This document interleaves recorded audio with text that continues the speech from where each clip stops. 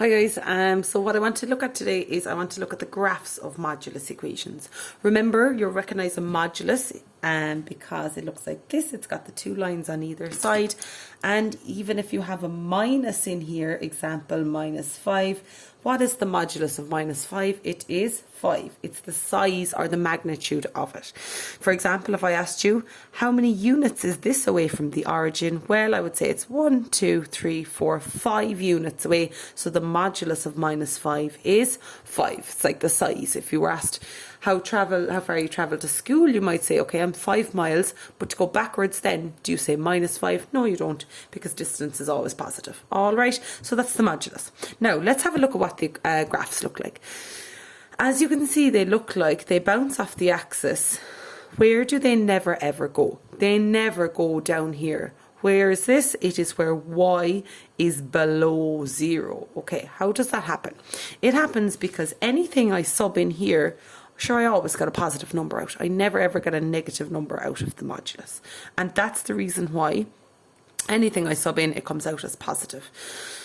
So you have one of them going down and the other one will be going up then. All right, so how do I write the graphs of those? What are the graphs of those? So what is the equation? The equation of f of x. Let's do the pink one first. Okay, so how I would do this is I would remind you about y is equal to mx plus c from your junior cert. What does that m stand for? That stands for the slope. And what does c? Where it crosses the y-axis. Okay, so where it crosses the y-axis. So let's have a go at this one. Y equals. Now, what is the slope of the pink line? Well, it is the rise over the run. Do you remember that? The rise over run.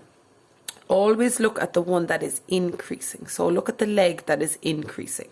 It is increasing from left to right. This one is decreasing from left to right. So let's just look at this one. The rise between any 2 points is 1. And the run across over is 1. So the slope, therefore, is 1. Pick any 2 points, okay? So up here, it travels up 1 over 1. So the slope is 1, x. Now, where does it cross the y-axis? Crosses at 1 plus 1. It's a modulus equation, so how do I write that? Equals the modulus of x plus 1. Okay, and that's that one done. What if I asked you to verify your answer? So to verify my answer, I'm going to sub in any value of x that I know. Okay, so let's pick a minus 1. Minus 4 goes with 3. So if I sub in an x value of minus 4, what should I get out the other side? I should get a 3. So minus 4 plus 1 is the modulus of minus 3, which is 3. Because you always take the positive. So what is the point? Minus 4 comma 3, minus 4 comma 3. So I'm verified. Okay, let's look at the other one. The blue one here. Okay, so that's g of x. Again, let's do y is equal to mx plus c, where m is the slope, c is where it crosses the y-axis. Again, look at the one that's increasing. Okay, what is the slope? Well, I go up 2 over 1. Up 2 over 1. So the rise over run is I rise up 2 and I go across 1, so the slope is 2. So y is equal to 2x. Now, where is this one crossing the y-axis? Well, this line doesn't cross it at all because it turns around before it has a chance to cross it. There's 2 options of doing this. One of them is that you carry on your dotted line. Okay, if it wasn't a modulus, the line would just carry on as normal. Where does it cross? It crosses at minus 8. Another option is just to have a look here. Okay, this is a reflection of this one. Okay, this is reflected in the x-axis. This is what the line would look like if there was no modulus signs. It would just be a normal line carrying on as normal, okay? But there is modulus, meaning it never drops down here. So you could just look, where does this one cross the y-axis? Crosses at 8, but it's the negative line, so it's a minus 8. Is that okay? So rewrite it. G of x is equal to the modulus of 2x minus 8. Verify that. Please verify. Sub in any value you like for x and see what you get out. Well, I'm going to sub in a 2. What does 2 match up with? It's 2 comma 4. So I know if I sub in 2, I should get out 4. So g of x is 2x minus 8. So I'm wondering what is g of 2. So that would be 2 by 2 minus 8, which would be the modulus of 4 minus 8, which is the modulus of minus 4, which is 4. So what is the point? 2 comma 4. Is that what I wanted? Yes, it is. Okay, so that's the graph of my modulus equation. The next thing then is drawing a graph. So sketch the graph of f of x is equal to x minus 3 and use your graph to solve this. X minus 3 modulus is equal to 4. Verify your answer algebraically. Okay, so we are going to do this in the domain 0 up as far as 7, I think. Let me just double check that. Yeah, we'll just do that. So we will go.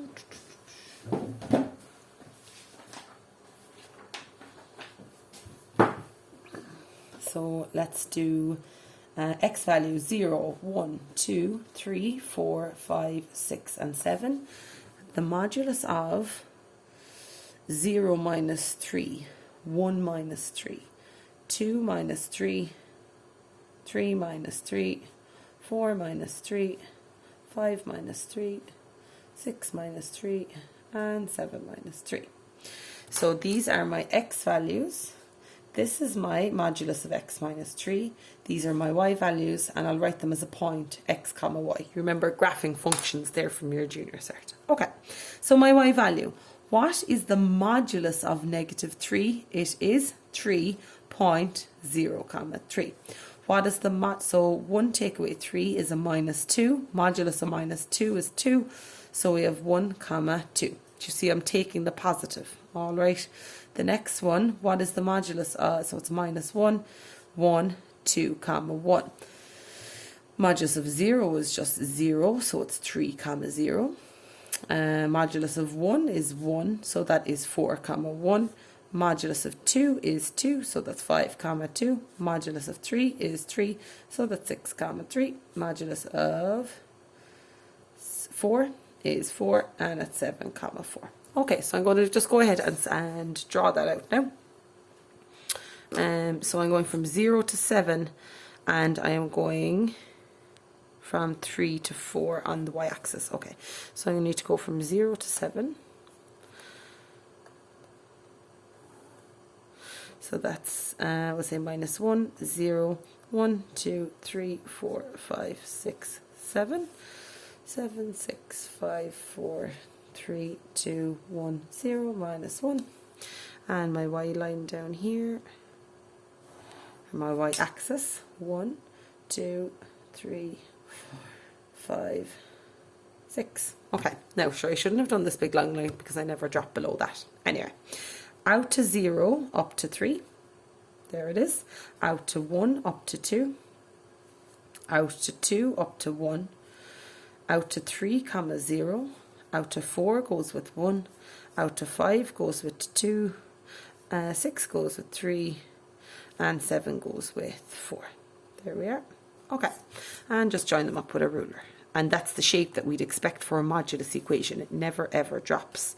It never ever drops below it. Okay, so if I asked you what is the equation of that, well, the slope is 1 and it's crossing at, well, this line is crossing at 3, so we know that would be a minus 3. There it is, x minus 3.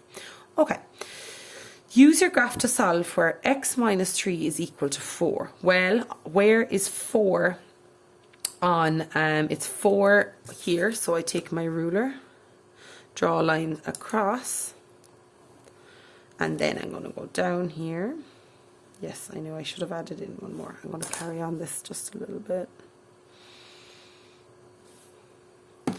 And down here.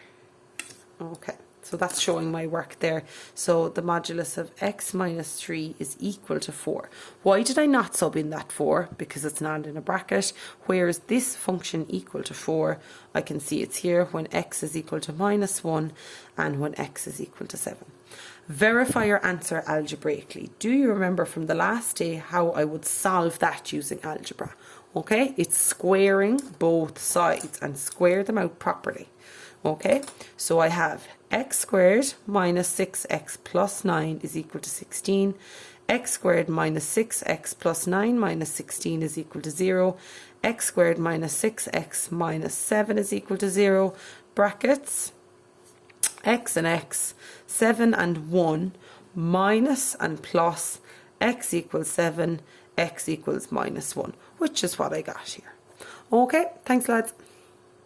That's modulus equations. I'll just do a recap for you. So we have our graphs. You can rewind it and go back anyway. Our graphs, look at the shape of them. That's how you'll recognize them. You're always taking the positive. And yeah, that's it. All right, thank you.